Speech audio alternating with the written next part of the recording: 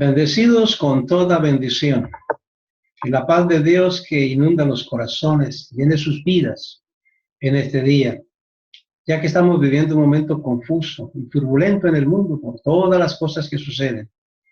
Pero como hijos de Dios tenemos una esperanza y tenemos un mover de Dios, un misterio que a la vez es como un secreto interno en nuestras vidas que nos sostiene y nos da la vida para no dejarnos enredar y vivir diferente a como vive el mundo. Estamos en Él, pero no somos de Él, ni nos movemos según Él. Yo quiero hoy compartirles y hablarles a ustedes acerca de las razones que nos motivan para tener una actitud cristiana dichosa, ferviente para servirle al Señor, porque es necesario que entendamos que si servimos a Dios y somos hijos de Dios y Dios habita en nuestra vida, hombre, la verdad es que tenemos que ser las personas más felices del mundo y reflejar en nuestro rostro el gozo y la alegría y la satisfacción de tener a Dios. No decir que tenemos un conocimiento de Dios, pero que el rostro refleja angustia y aflicción como está el mundo, sin esperanza, confuso en la turbulencia que vive. Así que yo quiero que hoy, cuando citemos la palabra, porque lo que Dios nos dio fue la palabra, y la palabra es para que nos motive, la palabra es la que nos impulsa, la que nos mueve a creerle a Dios. Así que dejémonos hoy motivar por la palabra, seamos sensibles a la voz de Dios en la palabra, identifíquese con ella, crea que Dios te está hablando, que usted está ahí y que esa palabra es para su vida, para que usted se sienta motivado, para que usted pueda verse en el plan de Dios y disfrutarlo, porque es lo que Dios quiere para nuestras vidas. Déjame hablarle de uno de los principios que el apóstol Pablo señaló, que es lo que en este tiempo, él ya lo vislumbraba, cómo iba a ser la situación que íbamos a vivir al final de los tiempos. Y entonces nos da un incentivo en la palabra para que entendamos quiénes somos, asumamos la responsabilidad de quiénes somos, disfrutemos la vida de quienes somos, para que no seamos engañados con el mundo. En el libro de los Romanos, el capítulo 12, el verso 11, dice, fervientes en espíritu, sirviendo al Señor. Es decir, el fervor es algo que en muchas vidas se ha acabado, ese deseo, ese ánimo, ese entusiasmo de servir al Señor. Muchos lo han tirado hacia un lado. Al principio, cuando empezamos a conocer las cosas de Dios, disfrutamos de este pacto de gloria y de gracia, y empezamos a darnos cuenta que Dios tenía un misterio que tenía que revelarlo en nuestras vidas, y lo estábamos aprendiendo cuando salimos de ese mundo de engaño, cuando queríamos algo más pero no tenía nada, y ahora que entramos en este plan de Dios, se despertó un deseo en nuestra vida de oír la palabra, de leerla, de orar, de darle gracias a Dios, de declarar lo que nosotros somos, ir a la reunión y escuchar la palabra, un fervor único, ¿no? Si llovía, vamos para la iglesia, si hacía oscuro, vamos para la iglesia, si alguien la visita venía a la casa, vamos para la iglesia, en fin, era un fervor que estaba por encima de las circunstancias. Pero parece que eso, con el tiempo, por las adversidades, por las circunstancias adversas, el cristiano mengua, deja que eso comience a minar su vida, y entonces después ese fervor se va opacando, se va apagando, y ya después la noche es fría, la noche es oscura, el día es muy caluroso, está lloviendo, vino la visita, vino la familia, comienzan todas las excusas para ahogar su espíritu fervoroso. Y realmente es que la persona ha opacado su fervor y por eso esas cosas llenan su vida. Y ya la advertencia bíblica y el consejo bíblico es, sea ferviente en el espíritu, es decir, no deje que se opaque ese fervor, ese ánimo, ese entusiasmo. Manténgalo siempre, porque todos los días usted va a estar minado por la carne y por el mundo para que ese entusiasmo termine. Pero la palabra nos da el incentivo. A eso es que tenemos que ser sensibles. Sea sensible a la voz de Dios. Dios te dice, sea ferviente, sirviéndome a mí, dice el Señor, sirviendo a Dios. El apóstol Pablo le aconseja a Timoteo, en el capítulo 1, verso 6 de su segunda carta, y le dice, Timoteo, aviva el fuego de Dios que está en ti. Timoteo había dejado que su vida menguara espiritualmente en su sentido de fervor y de ánimo. Había dejado que eso se fuera hacia el piso, por causa de las circunstancias que le estaban sucediendo y porque el apóstol Pablo estaba en la cárcel. Entonces, pues, habían cosas que se le motivaban como para que estuviera triste, como que razones ilógicas para que estuviera triste. Pero Pablo le escribe y le dice, tú no vives por los sentimientos y las emociones de lo que sucede alrededor, sino porque tu espíritu está prendido en el fuego de Dios. Así que aviva el fuego de Dios que está en ti. No te pongas a enfocarte en las circunstancias y en las adversidades que están sucediendo, que hay alrededor tuyo. Enfócate en que tú eres un espíritu de Dios, lleno de su gracia, lleno de su gloria, y vive para Él.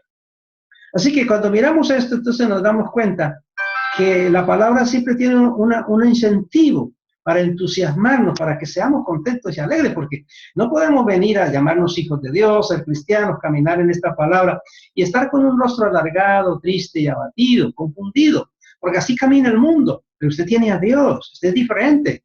Entonces, el verdadero evangelio es gozo, es alegría, es fuego, es fervor, gozosos en la esperanza, sufridos en la tribulación, está siempre gozosos. David decía, yo me alegré con los que decían, a la casa del Señor iremos. Quiere decir que el día que había que ir al templo a reunirse con los hermanos y adorar a Dios, era un día de fiesta, era un día de algazar, era un día de regocijo, era un día de satisfacción, porque esa persona está disfrutando a Dios y tú debes de ser así. Si sucede algo contrario, el día de las reuniones, mire, algo anda mal en tu vida. El fervor está opaco, el fuego se está apagando. No está viviendo en los principios de Dios. Y yo quiero que usted hoy sea sensible a la voz de Dios. Dios te dice que te mantengas gozoso, que te mantengas ferviente, que estés alegre, que estés contento, que vivas en satisfacción, que tu rostro refleje que usted tiene el gozo de Dios en su vida. Porque somos el evangelio viviente, cartas leídas. Entonces, eso es lo que el mundo va a ver, el gozo que hay en nuestra vida. Mientras ellos están tristes llorando, usted va caminando con gozo y alegría, porque tiene su rostro puesto en el Señor. Hay dos tipos de cristianos o actitudes en el cristiano de las que tenemos que tener mucho cuidado, porque existe el cristiano que está salvo y redimido, pero es un cristiano pasivo. No quiere lograr nada. Es un cristiano pasivo que espera que todo le llegue.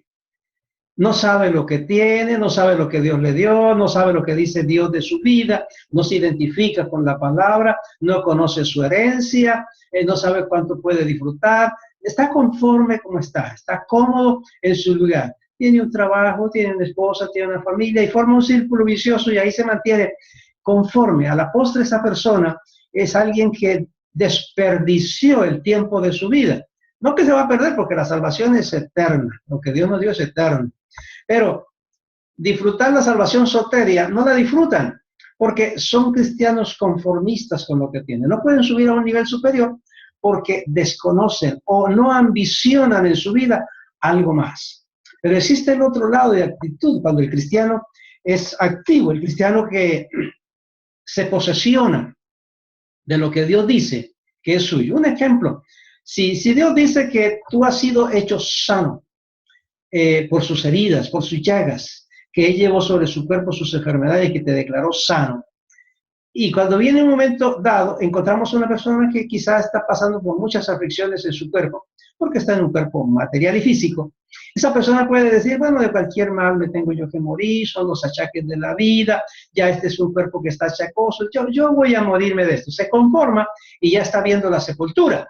Pero ahí está el cristiano activo que dice, si Cristo llevó mis enfermedades, yo me declaro sano. A mí me pertenece la sanidad porque ya Él la pagó. Entonces lo que tengo en mi cuerpo es una mentira. Voy a vivir de la verdad. Y comienza entonces a mirar, a meditar, a reclamar lo que Dios dice que es suyo. Y este cristiano sale de la enfermedad y vive en la salud. Eso tiene que ver también con cómo vive tu hogar, cómo viven tus hijos, cómo vive tu familia, cómo vives tú con tu cónyuge, cómo vive con tu economía, cómo vive con tus negocios, cómo vive con tu relación en la iglesia. En todas esas cosas está el cristiano conformista y está el cristiano activo, que quiere vivir siempre una vida superior en todas las cosas. Yo anhelo que usted se despierte a ser una persona, un cristiano activo, un cristiano que quiere poseer lo que Dios dice que es suyo. Mucho tiempo atrás, Dios había determinado ya y declarado lo que sucedería cuando Él enviara su espíritu a cada persona, que el Espíritu de Dios viniera a morar en una vida Dios dijo que iba a suceder algo en la gente. Y eso que iba a suceder sería realmente la evidencia de que el Espíritu de Dios está en él y que catapultaría al creyente hacia una vida superior. En el libro de Joel, el capítulo 2, verso 28, dice: después de esto, en aquellos días, estos que estamos viviendo hoy, dice: en aquellos días derramaré de mi espíritu sobre toda carne. Vuestros hijos profetizarán, vuestros jóvenes verán visiones y vuestros ancianos soñarán sueños. El Espíritu de Dios vino a nuestra vida. Pero la pregunta es, ¿esas tres cosas se están manifestando en la vida de las familias en la iglesia hoy día? Es la gran pregunta. Por eso el apóstol Pablo en su oración en el capítulo 1 del libro de Efesios dice: yo oro a Dios para que les sean abiertos los ojos del entendimiento y puedan ver y conocer lo que Dios les ha dado, el poder y la vida que Dios ha puesto dentro de ustedes. Pablo oraba y decía: yo quiero que ustedes se les abran los ojos del entendimiento y se den cuenta que el Espíritu de Dios vino a morar en su vida y que eso hay una vida sobrenatural, que la están desperdiciando, no la están aprovechando, no la están viviendo, no están disfrutándola. Y es necesario que la viva. Hoy yo quiero que usted se deje motivar por la palabra. Quiero hablarle de estas cosas para que usted se levante, se sacuda ese desánimo, esa vida de aflicción, de derrota, y comienza a vivir una vida de victoria, porque cuando tu mente vive la victoria, la trasladas a tu cuerpo y a todo lo que te rodea. Así que realmente lo que necesita el cristiano es entender que necesita ser vivificado, o sea, recibir una nueva vida, una vida diferente, una vida más allá de lo que hasta aquí ha vivido, una vida que quizá nunca ha experimentado, pero que ahora. Y eso fue lo que el Espíritu dice, que el Espíritu vino a vivificar, darle otra vida, una vida diferente. Hay varias versiones en la Escritura cuando dice: si está en Cristo es nueva criatura, eso es una nueva vida. Somos la nueva creación en Dios, eso es nueva vida. Revístase de Cristo porque usted es el hombre nuevo, eso es una vida nueva. Está hablando de muchos aspectos de vida. Pero hay algo que me llama mucho la atención y es que tenemos que aprender una cosa importante. En el Salmo 119, David, pensando en una vida vivificada, diferente a la que se vive normalmente, él dice en el verso 25 a Dios orando: vivifícame según tu palabra. Porque es que hay quienes piensan en una nueva vida según ellos, según su pensamiento, según sus deseos, según sus anhelos carnales, mundanos. Pero David sabía realmente qué era lo que Dios estaba diciendo, y usted tiene que saberlo hoy también, que usted va a ser vivificado según la palabra de Dios, según Dios lo dice, una vida nueva, una vida transformada, porque usted no puede disfrutar a Dios en su vida, tener el Espíritu de Dios en su vida y comportarse como se comporta el mundo. Es decir, usted no puede salir es decir, no puede buscar el achaque ni la excusa, porque no la hay. Es una mentira del diablo, del infierno, que un creyente piense que porque se graduó mi hijo, se casó mi hija, terminó el año, que porque cumplió años, que entonces vamos a celebrar una fiesta de baile y de licor y de todo eso, y de todo eso. Mire, eso es una aberración pagana y apóstata.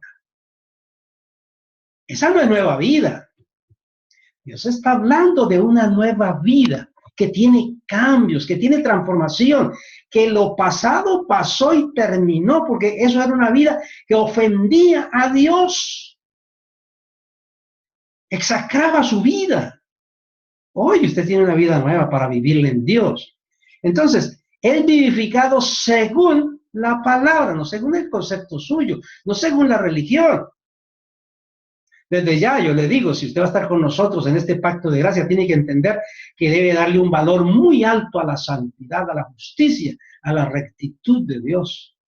Porque hay cientos de miles de iglesias alrededor que viven como se les da la gana y como la mente piensa, y pueden muchos ser miembros allí. Pero en el pacto de gracia, en el Espíritu Santo, en la palabra de Dios, el creyente vive conforme a la palabra y va a ser vivificado según la palabra. En el verso 107 dice: vivifícame conforme a tu palabra. Es Dios haciendo en nosotros lo que es agradable delante de Él. Es Dios haciendo en nuestra vida. Dios nos anhela celosamente. Y como dice el apóstol Pablo a los Corintios en su primera carta, los primeros 2 versos, dice, a todos los santificados de Dios, o sea, los que Dios apartó para Él y nos hizo su hijo, llamados a ser santos. Hay 2 cosas importantes. No se conforma con ser santificado, ser llamado, ser salvo, sino que tiene que buscar la santidad. Y ese es el punto básico, en la prueba en que está viviendo el mundo hoy, el cristianismo hoy. Por eso las iglesias se han corrompido, han apostatado, se han desmoralizado, se han mundanalizado. Trajeron la rumba del mundo a su casa o a la iglesia. Y eso no es así. Esa no es la iglesia de Dios, ni ese es el evangelio de Dios, ni eso es lo que dice la palabra. Ahora, en el verso 154, o 154, dice, vivifícame con tu palabra. Amado, si hay algo que va a cambiar tu vida, es la palabra. Él dijo, así será mi palabra que sale de mi boca. No volverá a mí vacía, hará lo que yo quiero. Lo que Dios quiere hacer en ti es por la palabra. Por eso David dijo, con tu palabra. El que va a ser vivificado es el que le pone atención a la palabra, que ama la palabra, que oye la palabra, que vive la palabra, que disfruta la palabra, que no le pone más ni menos, ni le pone pero, no trata de interpretarla, sino que espera que la palabra entre a su vida, lo cambie y lo transforme. Si la palabra dice, esto no va, no va. Si la palabra dice, esto hace falta. Porque es la palabra la que lo va a hacer en nosotros. También dice la Escritura en Romanos 8:11, dice, vivificará vuestros cuerpos mortales. O sea que este es un evangelio que solamente opera en el espíritu. No, opera también en tu carne, en tu cuerpo. Opera en tu cuerpo sanándote de ideas, de conceptos, de enfermedades y dolencias. Pero también opera en tu cuerpo cambiando tu forma de vivir, tu manera de pensar y de actuar, tu manera de hablar. Cambia todo. Él vivificará vuestros cuerpos. El cuerpo físicamente quizás siga sosteniendo la misma fisonomía, pero las actitudes, las costumbres y las formas desaparecen, vienen a ser las de Dios en nuestra vida, porque el plan de Dios es crearnos y formarnos a la imagen de Cristo. Ese es el verdadero evangelio. Esto no es si usted pertenece a una iglesia, si usted está anotado en el libro de una iglesia, si usted es un ujier en la iglesia, si es un miembro de alta alcurnia en la iglesia, si usted es amigo del pastor, si usted ayuda a esto. Eso no tiene nada que ver con eso. Aquí es, o vive conforme a la palabra, vive en la palabra y la palabra vive en usted y usted tiene una relación con Dios. Y eso es lo que trae el gozo, la paz y la satisfacción de saber que usted es el evangelio viviente de Dios. Por eso entonces estas 3 cosas que señala la Escritura son para los vivificados por la palabra. Vuestros hijos profetizarán, vuestros jóvenes tendrán visiones y los ancianos soñarán sueños. Definitivamente, todos necesitamos entender que debemos ser transformados en nuestra vida. Transformados, no reformados, sino transformados. Uno de los problemas que hay y que muchas veces no entendemos es la necesidad de ser transformados y renovados en el espíritu y en el entendimiento. Si usted es transformado en espíritu y entendimiento, su cuerpo y sus actitudes, sus ideales y sus deseos también van a ser transformados por completo. Entonces, podemos vivir en un estado emocional y espiritual donde usted puede pensar que está bien, porque usted está mejor que otros que están más mal. Pero esa no es la realidad. O está bien, o está mal. Pero el hecho de que esté mejor que otro no significa que usted está bien. Tenemos que mirarnos según la palabra, que es lo que Dios dice que está bien para nosotros. Dios no ha completado su obra total en nosotros. Nadie puede sentarse y decir, ya Dios terminó conmigo. La Escritura dice que el que comenzó en vosotros la obra, la perfeccionará hasta el día de Jesucristo. Significa que Cristo todavía no ha levantado su iglesia. Usted está siendo perfeccionado cada día. Por eso es que es necesario que cada día escuche la palabra, lea la palabra, ore a Dios, viva en la palabra, medite en ella, se reúna porque Dios te está perfeccionando cada día, hasta el día de Jesucristo. Esto no es cuestión de que yo soy un verdadero hijo de Dios, espero la segunda venida de Cristo y estoy bien, pero no me hable de iglesia, yo no quiero saber. Deje esa gente allá, que esa gente, el único Cristo que les va a llegar es el anticristo, y la única vida que van a disfrutar es la de los que se quedan después. Pero el creyente real y verdadero anda y vive en la palabra de Dios. Que no se engañe nadie, porque es que a usted no lo pueden engañar. La Biblia dice eso. La Biblia lo que dice, no os engañéis. No os engañéis que celebrando las festividades del mundo y viviendo como vive el mundo y comportándose como vive el mundo, que tiene la seguridad y la garantía de que oye la trompeta y que Dios te levanta. No os engañéis. Dios no puede ser burlado. Lo que el hombre siembra, eso cosecha. Pues bien, entonces espere que Dios te siga perfeccionando en la vida. Hay tres cosas en particular que son la verdadera marca de lo que es un espíritu transformado, despierto y vivificado. Y nosotros tenemos que verlo en nuestra familia. Dios dice, derramaré de mi espíritu sobre los hombres. Vuestros hijos profetizarán. Vuestros jóvenes tendrán visiones. Y vuestros ancianos soñarán sueños. Ahora, hablemos un poquito de estas cosas. ¿Por qué los hijos tienen que profetizar? Escúchese que está hablando de los hijos. Estoy hablando con los padres ahora. Porque los hijos son lo que usted va a oír ahora y lo que usted le va a transmitir. Esa es la responsabilidad. Ellos no van a profetizar a menos que tú no sepas lo que yo le voy a decir.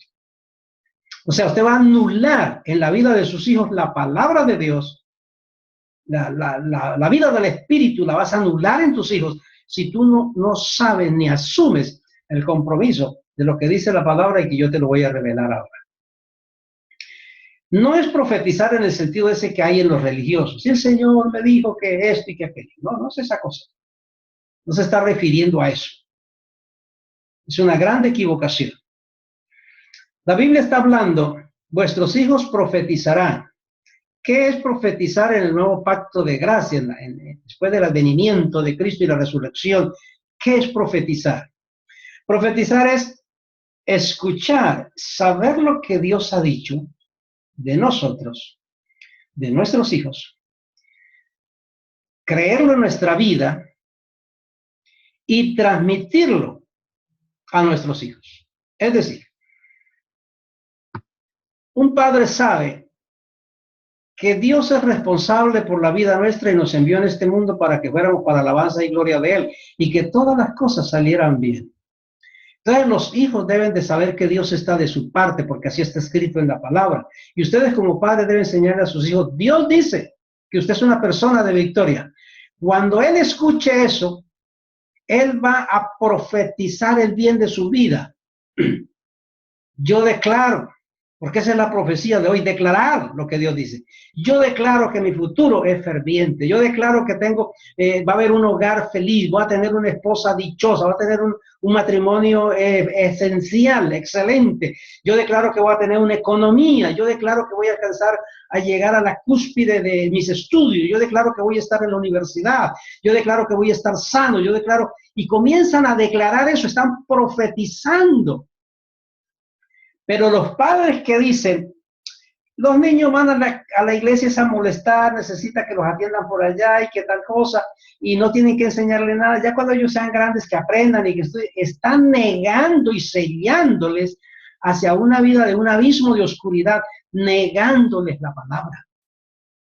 Tú tienes que llamar a tus hijos, por pequeños que estén, y decirle, mire mi amor, mira hijo mío, mira hija mía, Dios tiene un futuro para ti, vas a hacer ¿qué quieres hacer en la vida? Despertarles el sueño. ¿Qué vas a hacer en la vida? Yo quiero ser un médico, pues lo vas a hacer. Tú tienes que decir cada día, voy a estudiar porque yo voy a ser un gran médico. Voy a portarme así porque voy a ser un gran médico. Voy a leer porque soy un gran médico. Voy a vivir así. Entonces empieza a profetizar el futuro de su vida. Los hijos profetizarán porque los padres les enseñan. Si tus hijos no profetizan, no saben para dónde van, están sin brújula, son un barco en medio de la mar, perdidos, no saben para dónde es el norte, porque no tienen brújula. Tus hijos no sabrán para dónde van, porque en los colegios les están diciendo 1000 cosas contrarias a la palabra. Primero, que su descendencia viene del mono. Segundo, otros que vienen de los extraterrestres, de los Anunnaki, de los Nefilín, y vienen de por ahí cuántas cosas dicen. Y están bombardeando a sus hijos. Dios es la esperanza de los deshabilitados. ¿Cuántas 1000 cosas uno escucha? Eso es lo que van a recibir sus hijos en el colegio y en la universidad. Pero ahora usted tiene una palabra para que sus hijos profeticen lo que Dios ha dicho de ellos. Y ellos no van a profetizar a menos que usted les enseñe. Mire esto. José tenía una confesión plena. Seré el hombre que Dios eligió para poder en Egipto y libertar a mi familia. Todavía Israel no estaba en el desierto. Todavía Israel no estaba en Egipto. No había crecido. Pero él tenía eso porque su papá se lo había transmitido. Dios dice que va a poner una persona en Egipto para que cuando la familia llegue a Egipto ya él sea un grande allá. Y él dijo, ese soy yo. Él puso eso en su vida y empezó a profetizarlo. Sus hermanos lo odiaron, pero dijo, yo seré el que Dios dice. Sus hermanos lo metieron en una cisterna y él dijo, pero yo seré lo que Dios dice. Lo vendieron como esclavo y él dijo, yo seré lo que Dios dice. Como esclavo cayó a la casa de Potifar y no se conformó con las riquezas que vivió alrededor y la buena vida que tenía. Él dijo, yo seré lo que Dios dice. Y ahí pasó a ser calumniado, pero él dijo, yo seré lo que Dios dice. Estas circunstancias no van a anular la profecía, la palabra profética que está en mis labios. Cayó en la cárcel y aún en la cárcel en su esperanza decía, seré lo que Dios dice que yo soy, el segundo en Egipto. ¿Y qué dice la Escritura? Allí fue puesto, pero él profetizaba día tras día la palabra. Mi querido hermano, padre de familia, tus hijos serán estrellas brillantes en este país y en este mundo donde quiera que se encuentre. No importa las adversidades, no importa las compañías que se acerquen, no importa la filosofía que trates de enseñarle, no importa la turbulencia que los envuelve en un momento dado. Ellos, si están profetizando una vida futura, la van a tener y usted se va a gozar como se gozó Jacob viendo a su hijo en aquel lugar. Usted lo va a disfrutar, pero tiene que enseñárselo hoy. ¿Qué es lo que Dios dice para que ellos lo profeticen y lo alcancen? ¿Pueden entenderme eso?